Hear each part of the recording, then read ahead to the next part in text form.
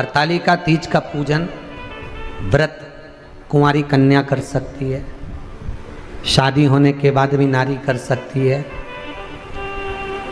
अंतिम अवस्था तक प्राण छूटे तब तक हरतालिका तीज का व्रत नहीं छोड़ना चाहिए। एक व्रत हमेशा याद रखो, एक एकादशी और एक हरतालिका। हाँ, इतना जरूर है, ज़्यादा शरीर बेकार हो गया, बुढ़ापा आ गया, शरीर नहीं साथ दे रहा, तो कुछ फल खा लो, कुछ चाय दूध जूस आप लेकर कर लो। इतना भी नहीं बने, शरीर बहुत ही बेकार हो गया, तो आप एक समय फल का फलहार धारण कर लो, ठीक है। पर हरतालिका व्रत करने वाली माताएं भले उद्यापन कर दे तो उस व्रत को थोड़ा हल्का कर लो। उद्यापन करा मतलब तुमने व्रत को हल्का कर लिया, थोड़ा हल्का कर सकते।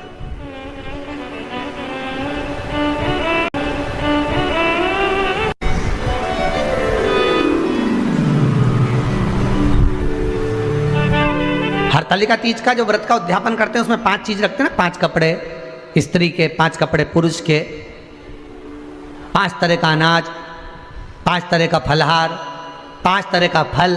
तो 5 तरह का जो फल रखाता है हरतालिका तीज के उद्यापन में, दुनिया के लोग उस 5 तरह के फल को केला गिन ले, पपीता गिन ले, मौसम्बी गिन ले और अनार गिन ले, संतरा गिन ले, सब कुछ गिन लेते हैं, पर उस 5 तरह के फल में धतूरे को नहीं गिनते। पर शिव कथा में वर्णन आता है, हरतालिका तीज के उद्यापन में लिखा हुआ है, सबसे पहले 5 फल अगर गिनना है तो उसमें पहले धतूरे को गिनो, क्योंकि शंकर को वो प्रिय होता है, शंकर उसको स्वीकार कर लेता है। और धतूरा शंकर भगवान को क्यों चढ़ाया जाता है उसका प्रसंग आपको पहले भी कहा, आज फिर कहते हैं। धतूरा जब हम भगवान शंकर को समर्पित करते हैं तो हमारा कोई कार्य अटक रहा होता है, जिस कार्य को बार बार एग्जाम में बैठे हो, बार बार परेशान हो रहा है, बार बार इंटरव्यू देने जा रहे हो, नहीं हो रहा, एक बार धतूरे को हृदय से भगवान को प्रेम से, करुणा सागर मेरे शंकर को दिल से एक बार वो धतूरा भगवान से विनती कर कर उसको चढ़ाओ तो शरीर भगवान तुम्हारा कार्य सफल कर देगा। पर दिल से चढ़ाना, हृदय। हरतालिका तीज की पूजन करने वाले को चाहिए कि बालू का, मिट्टी का शिवलिंग बनाना चाहिए।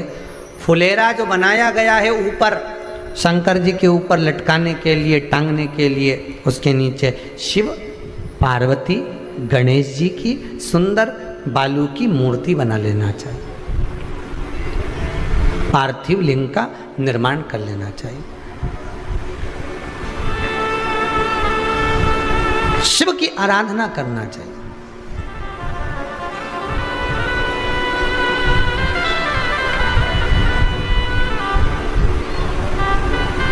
जो फल आपके पास में हो शंकर को समर्पित करना चाहिए, पूजन करना चाहिए, आराधना करो।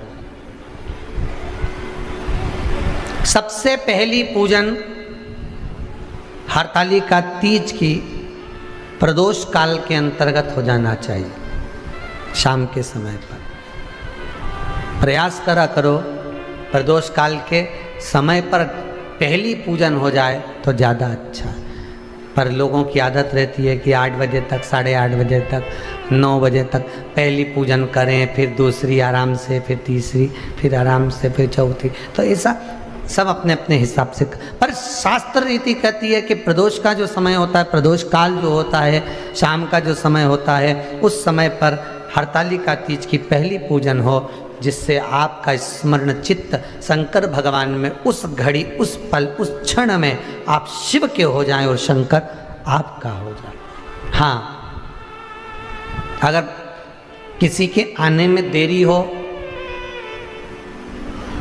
कोई आ नहीं पा रहा है, बहुत देरी हो रही हो, तो हरतालिका पूजन व्रत वर्णन करता है कि शिवलिंग का निर्माण, पार्वती जी की मूर्ति का निर्माण, गणेश जी का निर्माण और फुलेरा जो बनाया हुआ है, ये प्रदोष काल के पहले बनकर तैयार हो जाना चाहिए। प्रदोष काल के अंतर्गत फुलेरा नहीं बनना, फुलेरा पहले बन जाना चाहिए। और बहुत विशेष बात ध्यान रखिए हरतालिका तीज की, कि शंकर जी का जो आपने स्वरूप बनाया है, पाटे में, थाली में, चौकी पर, चौरंग पर जो स्वरूप बनाया है वो पहले नहीं रखना है। पहले क्या बांधना है? फुलेरा। पहले फुलेरा बांधिए, उसके बाद उसके नीचे शंकर जी को रखिए। कई अब जो हरतालिका तीज का पूजन करते हैं तो उनके लिए हो गया, अब दूसरे के लिए भी सुन लें। जो नारी हरतालिका तीज का पूजन नहीं करती, व्रत नहीं करती, साधना नहीं करती, उसके लिए भी कहा गया कि आप अगर ये व्रत नहीं करते हो तो एक कार्य जरूर करना, कहीं पर फुलेरा बंधा हो, हरतालिका की पूजन हो रही हो, 5 मिनट 10 मिनट निकालकर अपने आसपास के किसी पौधे में से पत्तियां लेकर या पुष्प लेकर, 5 वृक्ष की पत्ती या 5 वृक्ष के पुष्प लेकर शंकर भगवान को जब पूजन हो रही हो, 5 मिनट माताएं जब पूजन कर रही हों, तब आप भी उस पुष्प को, उस पत्तियों को शंकर को समर्पित कर सकते हो। ये नहीं चढ़ा सकते तो 5 फल, फल नहीं चढ़ा सकते तो 5 कुछ भी पुष्प आदि का आप शिव को समर्पित करो। पर क्यों चढ़ाया जाता है, किस लिए चढ़ाना चाहिए? तो कहा कन्या स्त्री अगर मान लो हरतालिका का व्रत नहीं करती, पूजन नहीं करती, आराधना नहीं करती, तो वो कन्या, वो नारी, वो स्त्री, वो पुरुष कार्य तो बहुत करेगा, दुकान भी 4 चलाएगा, व्यापार भी बढ़ाएगा, पर संपदा को जोड़ नहीं पाएगा। 1 रुपये कमाएगा, 1.25 रुपये खर्च वाला काम चलेगा। हस्त नक्षत्र में जो तृतीया पड़ती है, हस्त नक्षत्र के अंतर्गत जो तृतीया का महत्व कहा गया है, वो संपदा को बढ़ाती है, मनोकामना को पूर्ण करती है। इस नक्षत्र के अंतर्गत जो तृतीया आती है वो मनोकामना को पूर्ण कर कर चली जाती है। इसलिए शिव की आराधना के लिए प्रथम मान्य। हस्त नक्षत्र में किया गया दान, हस्त नक्षत्र के अंतर्गत तृतीया के दिन किया गया पुण्य, हस्त नक्षत्र में तृतीया के दिन किया गया श्रृंगार, हस्त नक्षत्र में तृतीया के दिन करा गया अपना सुंदर सिंदूरा भगवान का आनंद। 5 तरह के वस्त्र, 5 तरह के स्त्री के वस्त्र, पुरुष के वस्त्र, 5 तरह का फल, 5 तरह का अनाज, ब्राह्मण को बुलाकर ब्राह्मणी के साथ आप या तो ब्राह्मण से उद्यापन करवाएं या फिर आप स्वयं भी करते हैं तो शिव को समर्पित करके ब्राह्मण और ब्राह्मणी को भोजन कराकर वो भाग प्रदान करें। यही हरतालिका तीज के उद्यापन का वर्णन आता है। सुंदर भाव से हरतालिका माता आप सभी की मनोकामना पूर्ण करे। हर हर महादेव।